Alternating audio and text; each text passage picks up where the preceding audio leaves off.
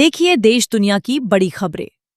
चंडीगढ़ में तेज बारिश के बाद हुए जलभराव ने सियासी पारा भी चला दिया।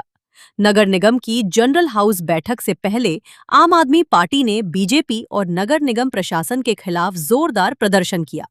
एएपी अध्यक्ष विजयपाल सिंह की अगुवाई में कार्यकर्ताओं और पार्षदों ने मेयर सौरभ जोशी के इस्तीफे की मांग की। प्रदर्शन के दौरान एक नेता सड़क पर नाव लेकर बैठ गया, जबकि पुलिस ने जब प्रदर्शनकारियों को आगे बढ़ने से रोका तो धक्का मुक्की और तीखी बहस भी हुई। कई नेताओं और कार्यकर्ताओं को हिरासत में लिया गया। वहीं नगर निगम की बैठक के अंदर भी जल भराव और करीब 227 करोड़ रुपए के एजेंडे को लेकर एएपी और कांग्रेस पार्षदों ने जमकर हंगामा किया। अब बात भारत और पाकिस्तान के बीच बढ़ती कूटनीतिक तनातनी की। पाकिस्तान की ओर से इस्लामाबाद में भारतीय हाई कमीशन के बाहर सुरक्षा अवरोध और बैरिकेड्स हटाए जाने के बाद नई दिल्ली में पाकिस्तान हाई कमीशन के बाहर भी कार्रवाई हुई। बुलडोजर के जरिए कथित अवैध निर्माण के कुछ हिस्से हटाए गए और सड़क पर लगे ट्रैफिक बोलार्ड और बैरिकेड्स भी हटा दिए गए। इस कार्रवाई को पाकिस्तान की हालिया कार्रवाई के जवाब के तौर पर देखा जा रहा है। इसी बीच अमेरिका के अधिकारी सर्जियो गोर के श्रीनगर दौरे और जम्मू कश्मीर को भारत का महत्वपूर्ण हिस्सा बताए जाने वाले बयान ने भी पाकिस्तान की चिंता बढ़ा दी है।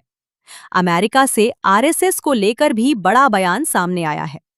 अमेरिकी धार्मिक स्वतंत्रता आयोग यानी यूएससीआईआरएफ के चेयरमैन आसिफ महमूद और कमिश्नर जीन मिल्स ने अमेरिकी सरकार से राष्ट्रीय स्वयंसेवक संघ यानी आरएसएस के खिलाफ कार्रवाई और प्रतिबंध लगाने पर विचार करने की मांग की है। ये बयान ऐसे समय आया है जब आरएसएस प्रमुख मोहन भागवत के अमेरिका दौरे को लेकर चर्चा है। हालांकि बड़ा सवाल ये है कि क्या यूएससीआईआरएफ खुद आरएसएस पर प्रतिबंध लगा सकता है।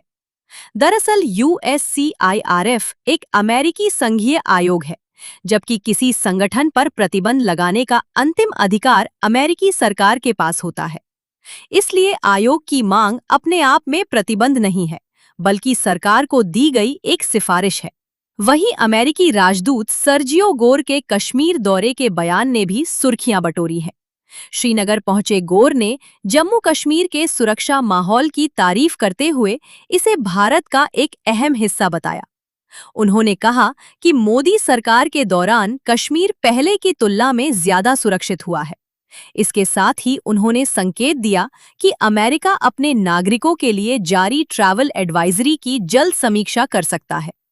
इस बयान को भारत के लिए महत्वपूर्ण माना जा रहा है, क्योंकि कश्मीर की सुरक्षा स्थिति को लेकर अमेरिका के रुख में बदलाव का सीधा असर भारत अमेरिका संबंधों और अंतर्राष्ट्रीय धारणा पर पड़ सकता है।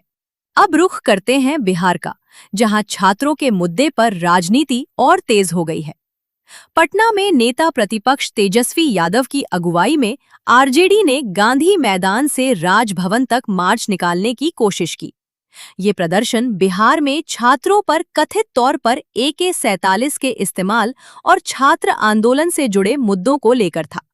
हालांकि पुलिस ने मार्च को आगे बढ़ने से रोक दिया और तेजस्वी यादव समेत कई नेताओं को हिरासत में ले लिया गया।